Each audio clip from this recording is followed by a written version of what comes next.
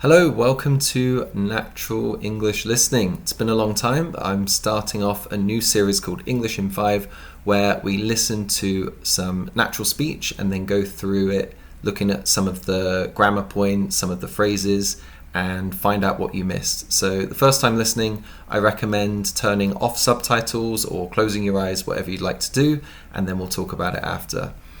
Okay, if you're ready, here we go. Today was the first time in a really long time that I got to have some quality time to myself. I'd been so busy lately, so much so that I'd almost forgotten how to relax. I put the telly on, but couldn't really think of what to watch. In the end, I just chose a drama that my friends had been going on about. It wasn't too bad, but honestly I think they hyped it up a little too much. It wasn't really for me, so I thought I'd do something else instead. Well, that was what I thought. But actually, when I looked at the clock, it was already time to get dinner started. I couldn't believe how the time had just vanished. Okay, so that was the script. Let's start taking a look at it. Today was the first time in a really long time that I got to have some quality time. Now, quality time described as time that is valued, positive, treasured, and often rare. So even if you enjoy your work, for example, you wouldn't say quality time at work because it's something you get to do all the time. You kind of think of it as a rare thing and something that you really appreciate. Example sentence: I will spend some quality time with my family, very often said.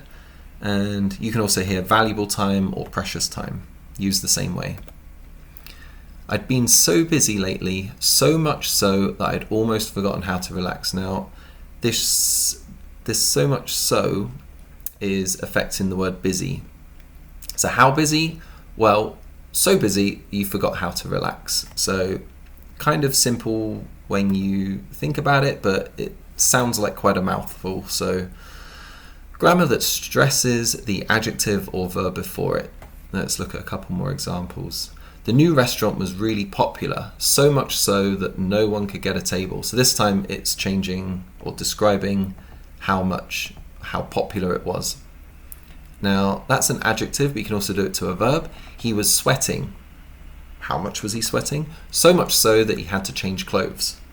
Poor guy. I put the telly on.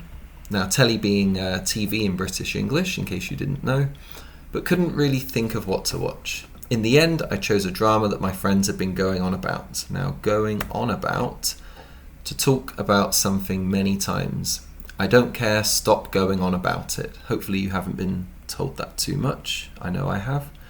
I know I keep going on about it, but have you booked the hotel yet? So you're describing yourself there. I know I've said this more than once. Sorry, but something. You can also say whining on about something or badgering on about something. Badgering on being British English again. Okay, so that was the first half. Next half. It wasn't too bad, but honestly, I think they hyped it up a little too much. So hyping something up is to praise something or to say that it's really good. My friends really hyped up the pizza at that place. So before you even went, they said it was really good, it was really good. Next sentence, it was really hyped up, I don't know why. So maybe you're saying that the thing wasn't actually good because everyone said so, but you don't understand why.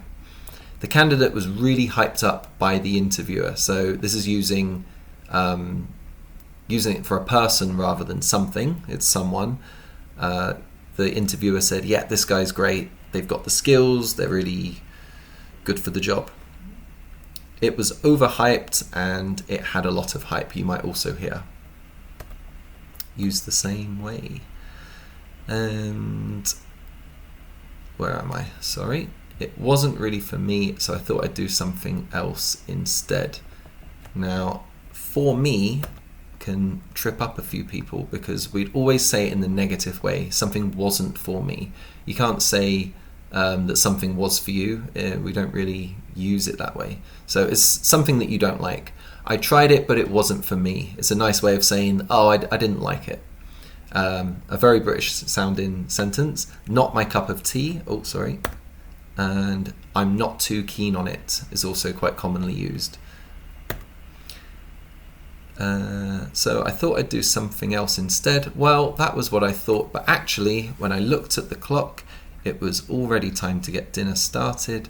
I couldn't believe how the time had just vanished. So we often, a lot of expressions to do with time going away. I didn't think it needed an example sentence, but you might also hear the time disappeared, the time was eaten up, or the time was just gone. They're all really commonly used.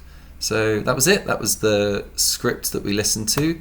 It's up to you where you go from here. You might want to go back to the beginning and listen to it one more time now that you've kept some of those points in mind.